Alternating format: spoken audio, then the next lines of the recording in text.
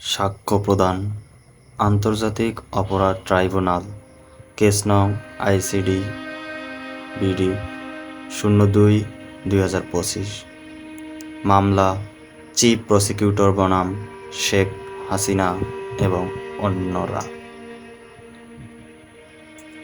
আমার নাম মোসাম্মদ শাহিনা বেগম। আমার বর্তমান বয়স আনুমানিক 41 বছর। আমি জুলাই আন্দোলনের শহীদ সাজ্জাদ হোসেন সজলের আম্মু। আমার ছেলে সাজ্জাদ হোসেন সজল 5ই আগস্ট আশুলিয়ায় বাইফেল এলাকায় আন্দোলনে যোগ দেয়। আমি আশুলিয়ায় নারী ও শিশু হাসপাতালে পরিচ্ছন্নতা কর্মী হিসেবে কাজ করতাম। আমার ছেলে আন্দোলনে যায় এবং আমি হাসপাতালে ডিউটিতে যাই। হাসপাতালে অনবরত গুলিবিদ্ধ রোগী আসছিলেন। তখন আমি বারবার ছেলেকে ফোন করে বলি, বাবা তুমি বাসায় ফিরে আসো। হাসপাতালে অনেক গুলিবিদ্ধ আহত রোগী আসতেছে, তোমার আন্দোলনে থাকার দরকার নাই।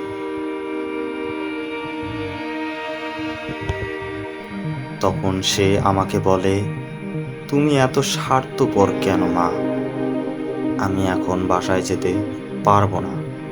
আমার সামনে চারটা লাশ এবং আমি একজন আহতকে ধরে বসে আছি। সকাল 11টায় আমার হাসপাতালে 2টি ডেড বডি আসে, অনেক আহত রোগী আসে। তখন আমি আমার ছেলেকে আবার ফোন করি। তখন ছেলে বলে, আমাকে তুমি কিভাবে ফেরত আসতে বলো মা? আমি তখন বলি, তুমি আমার একমাত্র ছেলে, তোমার একটা ছোট মেয়ে আছে বাবা, তোমাকে আমি ইঞ্জিনিয়ার বানাতে চাই, কিন্তু সে বাসায় ফিরে আসেনি। তখন সে আমাকে জবাব দেয়, মা আমি যদি মারা যাই তাহলে আমার সন্তান তোমার পাশে দাঁড়াবে, তুমি আমার চিন্তা করো না। এরপর আরও 2টি মৃতদেহ আমার হাসপাতালে আসে। আমি দৌড়ে রিকশায় কাছে যাই এবং ভাবতে থাকি, এই বুঝি আমার ছেলে হাসপাতালে আসলো। এই সময় একজন বুকে গুলিবিদ্ধ আহত ছেলে আমাদের হাসপাতালে আসে। আমি তাকে এক্স-রে রুমে নিয়ে যাচ্ছিলাম। ওই সময় ছেলেটি তার মাকে ফোন করে এবং বলে, আম্মু আমি ভালো আছি। আর একজন আহত ছেলে আমি স্ট্রেচারে করে নিয়ে যাচ্ছিলাম। সেই ছেলেটিও তার পাশে থাকা বন্ধুকে বলছিল, আমার অবস্থা আম্মুকে বলো না, তাকে বলো আমি ভালো আছি, না হলে আম্মু অনেক চিন্তা করবে। এই অবস্থা দেখে আমি আমার ছেলেকে বারবার ফোন দিতে থাকি। তারপর আবার তাকে ফোন করে বলি, যদি আন্দোলন করতেই হয় বাবা, তবে এখানে না থেকে তুমি জাহাঙ্গীরনগর বিশ্ববিদ্যালয় এলাকায় যাও, সেখানে তোমার মতো আরও অনেক আন্দোলনকারী আছে। আমার ছেলে তখন উত্তর দেয়, তুমি কি পাগল হয়ে গেছো মা? আমার ভাই বোনেরা গুলি খাচ্ছে, মারা যাচ্ছে, তাদের কেন রেখে আমি কিভাবে জাহাঙ্গীরনগরে যাব? সবশেষ 2:45 আবার তাকে ফোন দেই। তখন সে আমাকে বলে, তুমি কেন আমাকে ফোন দিয়ে বিরক্ত করছো মা? আমি যদি শহীদ হই তাহলে আমার আইডি কার্ড দেখে আমাকে শনাক্ত করিও। আনুমানিক 2:55 দিকে আমার হাসপাতালের ডাক্তার বলল, খালা দেশ স্বাধীন হয়েছে, শেখ হাসিনা পালিয়েছে, সজলকে আসতে বলো। তখন তাকে 2বার ফোন দিয়েছিলাম, ফোন কেটে দিয়েছে। পরে অনবরত ফোন করেছি কিন্তু কেউ রিসিভ করেনি। এক পর্যায়ে ফোন বন্ধ হয়ে যায়। তখন আমি তার সকল বন্ধু বান্ধবকে ফোন দিয়ে বাইবেল এলাকায় তার খোঁজ নিতে বলি। তারা অনবরত গুলি চালাচ্ছিল আর খোঁজ নিতে পারছি না। আশুলিয়ায় থানার সামনে আমরা যেতে পারছি না। আমি নিজে খোঁজ নিতে যেতে পারিনি, কারণ তখন হাসপাতালে প্রচুর গুলিবিদ্ধ আহত লোক আসছিল। সন্ধ্যা আনুমানিক 7টার দিকে হাসপাতাল থেকে আমি ছেলের খোঁজ বের হই।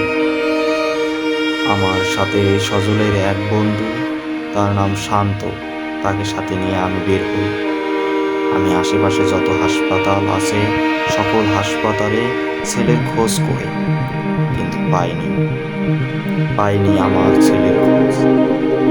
আমি নাম মেডিকেল থেকে আশপাশের সকল হাসপাতালে আইসিইউতে ঢুকে রোগীদের মুখ দেখে ছেলেকে খুঁজেছি। সকল বেওয়ারিশ লাশ ছিল, তা আমি উল্টে পাল্টে দেখিয়েছি।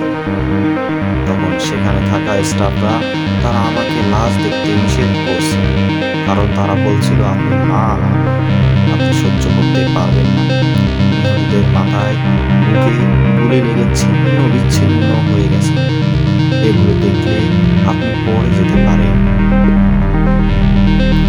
এদিকে আমার সামনে ঢাকার বিভিন্ন হাসপাতালে ছেলের সন্ধানে খোঁজ খবর করে, কিন্তু ছেলের সন্ধান পাওয়া যায়। রাতে মোবাইলের লাইট জেলে অলিগলি বিল্ডিংয়ের ফাঁকে কত জায়গায় যে খুঁজেছি। এভাবে সারাদিন এবং রাত 3টা 50 পর্যন্ত খোঁজাখুঁজি করে আমি বাসায় ফেরার উদ্দেশ্যে বাইপাল মোড়ে আসি।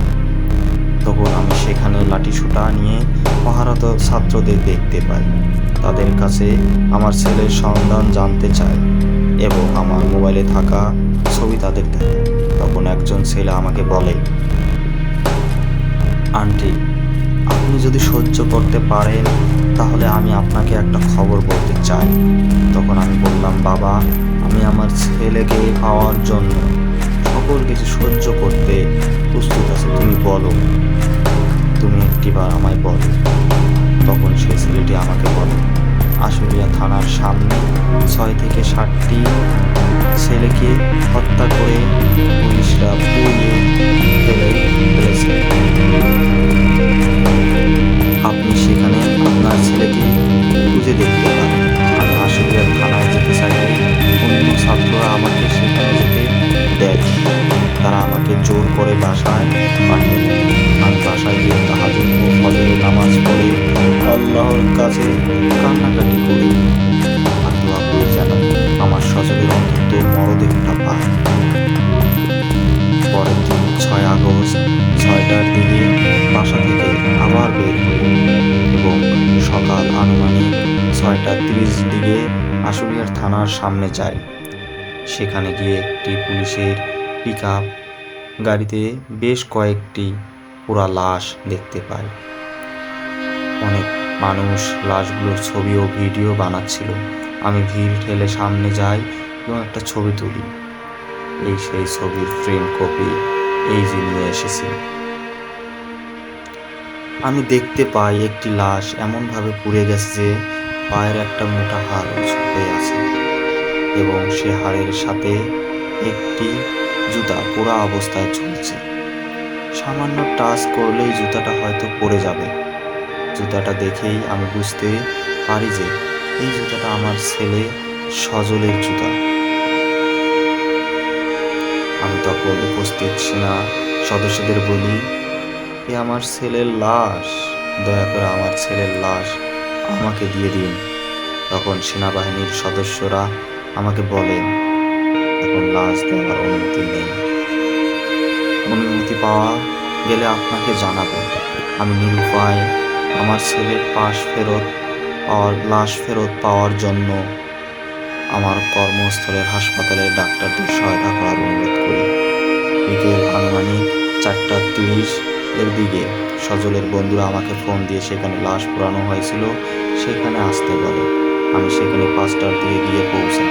তখন গাড়ি থেকে একটার পর একটা পোড়া লাশ নামানো হয় এবং শনাক্ত করার চেষ্টা করা হয়। সেনাবাহিনীর সদস্যরা আমার লাশের কাছে যেতে দেয় না। সজলের লাশ যখন নামানো হয় তখন তার সাথে তার কর্মস্থলের আইডি কার্ডে আংশিক পোড়া কার্ড এবং তার মানিব্যাগের ভিতরে তার সিটি বিশ্ববিদ্যালয়ের আইডি কার্ড দেখে আমি আমার ছেলে সজলের লাশ শনাক্ত করি। এই সেই রক্তমাখা আইডি কার্ড।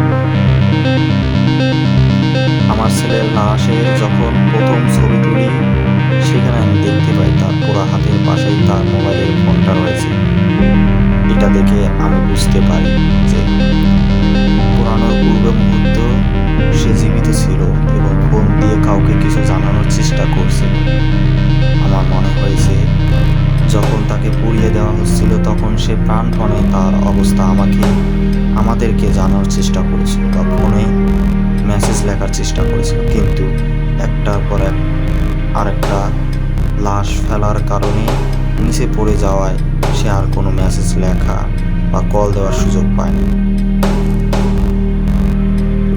আশুলিয়া রাস্তার উপরে অসংখ্য মানুষের উপস্থিতিতে সেনাবাহিনী গান স্যালুটের পর জানাজা পড়ানো শেষে আমার ছেলেসহ 4 জনের লাশ সংশ্লিষ্ট পরিবারের কাছে হস্তান্তর করা হয়। আমার ছেলের লাশ গ্রহণ করার পর আমার কর্মস্থল হাসপাতালে নিয়ে যায়। হাসপাতালের কর্তৃপক্ষ ডেথ সার্টিফিকেট ইস্যু করে। তাকে কাফন পরিয়ে কফিনের মধ্যে রেখে হাসপাতালের গাড়ি যোগে আমার গ্রামের বাড়ি গাইবান্ধা জেলার সাগাটা উপজেলার শ্যামপুর গ্রাম পৌঁছে দেয়। সেখানে 7ই আগস্ট 2024 সালে তাকে দাফন করে। আমার ছেলে সদর city university textile engineering BSc পড়ছিল এবং পাশাপাশি সে টেস্ট টুর্নামেন্টে উৎসবে চাকরি করে। আমার ছেলে একজন 2 বছরের কন্যা শিশু আছে। সে তার বাবার কবরের কাছে গিয়ে বাবাকে ডাকাডাকি করে বলে, বাবা উঠো, বাবা উঠো।